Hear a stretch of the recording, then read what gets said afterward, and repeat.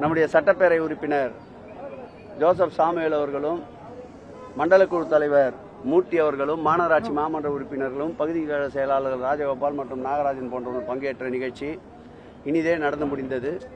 25 நிகழ்ச்சிகளில் 15வது நிகழ்ச்சியாக நடந்த இந்த நிகழ்ச்சி பல்வேறு நிகழ்ச்சிகளில் சிறப்பு வாய்ந்த நிகழ்ச்சியாக தூய்மையான காற்றுக்கு மனிதனுடைய சுவாசத்திற்கு ஏற்ற வகையில் நடத்தப்பட்ட இந்த மரக்கன்று நடுகின்ற நிகழ்ச்சியை ஏற்பாடு செய்த இளைஞனி தம்பிமார்களுக்கு மாவட்ட கழக செயலாளர் முறையில் என்னுடைய வாழ்த்துதலையும் மகிழ்ச்சியையும் தெரிவித்துக் கொள்கிறேன். திருவண்ணாமலை தீப திருவிழாக்கு 8 பேர் கொண்ட குழு மலையை ஆய்வு பண்ணி அதுக்கப்புறம் ஒரு முடிவை தெரிவிக்கிறதா சொல்லியிருந்தாங்க. எப்போ ஆய்வுகள் முடியும், எப்போ நம்ம அனுமதிக்கிறோம்? நான் நேற்றைக்கு முன்பு திருவண்ணாமலையில் மாண்புமிகு தமிழக முதல்வர் அவருடைய வழிகாட்டுதல்படி அந்த மாவட்டத்துடைய அமைச்சர் அருமையண்ணன் ஏவா வேலு நானும் பங்கேற்ற ஆய்வுக் கூட்டம் விவரமாக நடைபெற்றது. அந்த ஆய்வுக் கூட்டத்தில் ஏற்கனவே சரவண பெருமாள் என்ற ஜுவாலஜி கமிட்டியுடைய தலைவர் அவர்களுடைய அண்ணா யூனிவர்சிட்டியுடைய தலைவர் அவர்களுடைய வழிகாட்டுதல்படி 8 பேர் கொண்ட ஒரு குழு நேற்றைக்கு ஆய்வில் ஈடுபட்டிருந்தது. நேற்றைக்கும் எதிர்பாராத விதமாக அந்த மலையின் கொப்பரை தேங்காய் ஏற்றுகின்ற அந்த இடத்தின் அருகில் இருக்கின்ற 2 இடங்களில் நிலச்சரிவு ஏற்பட்டதை நீங்கள் அனைவரும் அறிந்திருப்பீர்கள். ஊடகங்களிலும் அந்த செய்தி பெரிதாக வெளிவந்திருக்கின்றது. ஆகவே அந்த குழுவினர் இன்றும் தொடர்ந்து அங்கு ஆய்வு பணியில் இருக்கின்றார்கள்.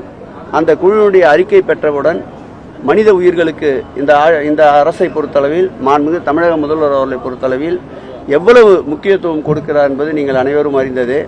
எந்த விதமான விரும்பத்தகாத சம்பவங்கள் நடைபெறாமல் இருக்கின்ற சூழ்நிலையில் அந்த ஜியாலஜி கமிட்டி அறிக்கையை பொறுத்து அன்றைய சூழ்நிலைக்கு ஏற்றாற்போல் அந்த மலையிலே ஏற்கனவே கடந்த காலங்களில் அனுமதித்து போல் மக்களை அனுமதிப்பதா அல்லது சூழலுக்கு ஏற்றாற்போல் தீப திருவிழாவை சிறப்போடு நடத்த வேண்டும், மக்கள் கண்குளிர அந்த தீப ஒளியை காட்சி தர வேண்டும், அந்த தீப ஒளி தரிசனத்தை மக்கள் முழுமையாக இறை அன்பர்கள் ரசிக்கின்ற வரையில் மகிழ்ச்சி அடைகின்ற வரையில் ஏற்பாடுகள் என்னென்னலாம் சிறப்பாக செய்ய முடியுமோ அது குறித்து மாண்புமிகு தமிழக முதல்வருடைய நல் வழிகாட்டுதலோடு நிச்சயம் சிறப்பு சேர்க்கப்படும். தொடர்ந்து இன்றும் அவர்கள் ஆய்வில் இருக்கின்றார்கள்.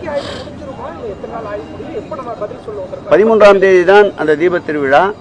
ஏற்கனவே அங்கே மேலே கொப்பரை ஏற்றுவதற்குண்டான அனைத்து ஏற்பாடுகளும் நடந்து கொண்டிருக்கின்றன.